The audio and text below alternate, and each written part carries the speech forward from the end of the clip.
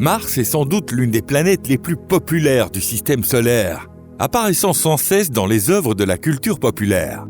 Et cela n'a rien d'étonnant. Cette planète rouge est l'astre qui ressemble le plus à la Terre dans tout le système solaire. À certaines époques géologiques anciennes, on pouvait même la considérer comme la sœur jumelle de notre planète. Bonjour à toutes et à tous. Comment l'humanité a-t-elle étudié Mars au fil du temps ? À vous qui regardez cette chaîne, aujourd'hui, je vais vous raconter pas à pas toute l'histoire, depuis les premiers télescopes jusqu'aux rovers martiens comme Persévérance ou encore Zhurong. Alors, c'est parti!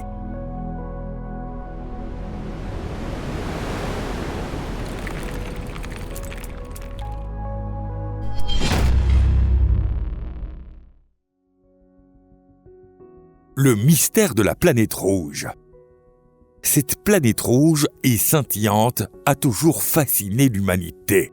Dans de nombreuses mythologies, Mars porte le nom de dieu évoquant la guerre, le feu ou la violence, des images directement liées à sa teinte écarlate. On pense que Mars était déjà connu à l'époque paléolithique, et dans l'Égypte ancienne, comme à Babylone, ses mouvements dans le ciel faisaient déjà l'objet de calculs précis. Le tout premier à observer Mars au télescope fut Galilée. Dès le XVIIe siècle, on découvrait les calottes glaciaires de la planète. Et au XIXe siècle, des astronomes ont même établi la toute première carte de sa surface. C'est aussi à cette époque que l'analyse spectrale a permis de détecter de la vapeur d'eau dans son atmosphère. Puis, à la fin du XIXe siècle, la découverte de soi-disant canaux martiens a provoqué une véritable onde de choc dans le monde scientifique. Ces découvertes ont conduit de nombreux scientifiques à penser que Mars offrait un environnement propice à une vie de type terrestre, voire qu'une civilisation y avait peut-être existé dans un passé lointain. Pendant près d'un siècle, Mars est devenu un cadre idéal pour des romans d'aventure comme John Carter d'Edgar Rice Burroughs. D'autres auteurs, comme H.G. Wells avec son roman culte La guerre des mondes, imaginaient même des Martiens venant attaquer notre Terre. Mais le XXe siècle a été une époque de désillusion pour ceux qui croyaient en l'existence des Martiens. On a d'abord découvert que l'atmosphère martienne était extrêmement mince et composée presque exclusivement de dioxyde de carbone. Ensuite, on a appris que la planète était globalement très froide. Certes, certaines journées d'été dans les régions tropicales peuvent être assez douces, mais la température moyenne à la surface de Mars reste de moins 63 degrés centigrades. En d'autres termes, il y a peu de chances qu'un organisme évolué, et encore moins une forme de vie intelligente, puisse s'y développer. Dans les années 1960, de nombreuses sondes spatiales ont été lancées pour explorer Mars. La toute première à réussir à photographier la planète fut Mariner 4. La qualité des images laissait à désirer, mais elles révélèrent au moins la présence de cratères à la surface de Mars. Ceux-ci étaient pratiquement invisibles depuis les télescopes terrestres. D'ailleurs, Mariner 4 fut aussi la toute première sonde à photographier une autre planète, depuis une distance rapprochée. Découverte et désillusion. Une avancée majeure dans l'exploration de Mars s'est produite en 1976. 2 sondes spatiales, lancées dans le cadre du célèbre programme Viking, ont atteint la planète rouge. Ce sont elles qui ont transmis à la Terre les toutes premières images en haute résolution de la surface martienne. Ceux qui affirmaient encore qu'une civilisation avancée existait sur Mars ont vu leurs espoirs définitivement anéantis. En effet, aucune trace des fameux canaux, objet de débat depuis un siècle, n'apparaissait sur ces clichés. On a finalement compris que ces canaux n'étaient qu'une illusion d'optique, issue à la fois des télescopes et d'erreurs d'interprétation. Sur les images prises par Viking, Mars apparaissait comme un vaste désert teinté de rouge.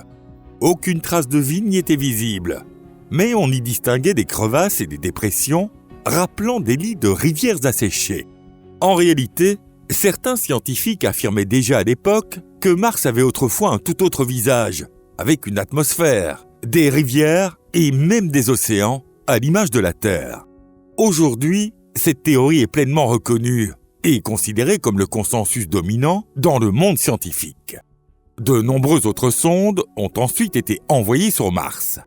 Grâce à elles, nos connaissances sur cette planète ont considérablement progressé.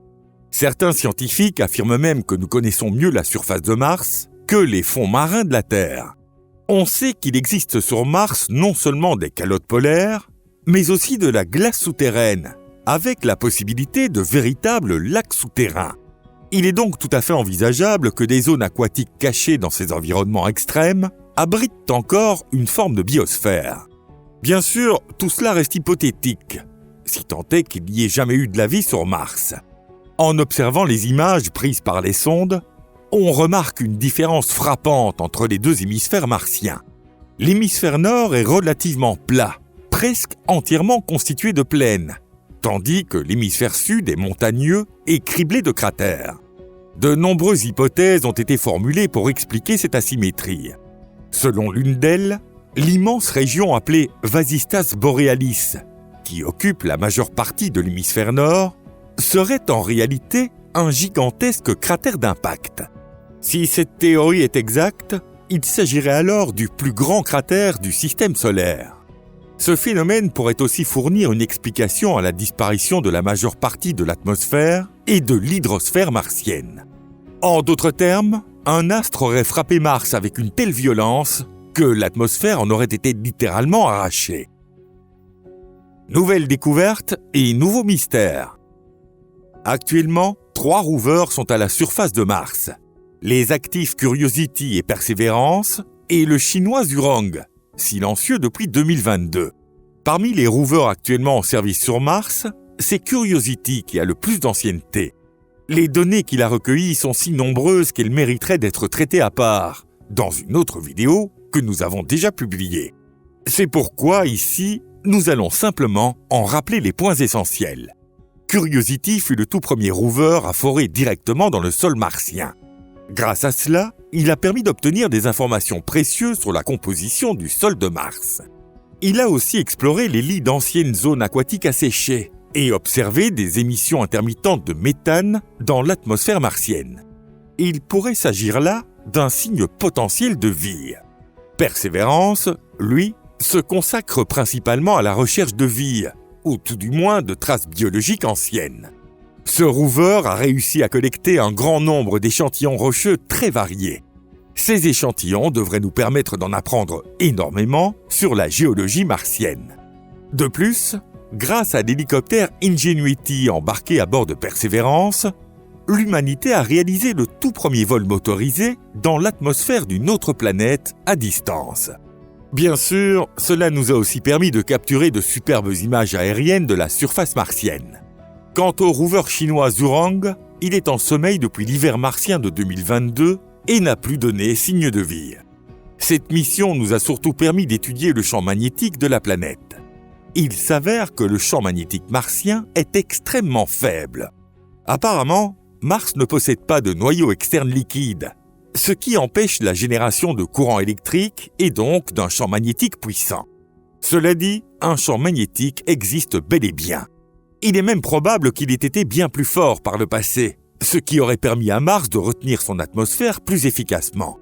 Il se pourrait que l'arrêt du moteur magnétique de la planète, son dynamo interne, soit l'une des conséquences du gigantesque impact qui a donné naissance à la région de Vasistas Borealis.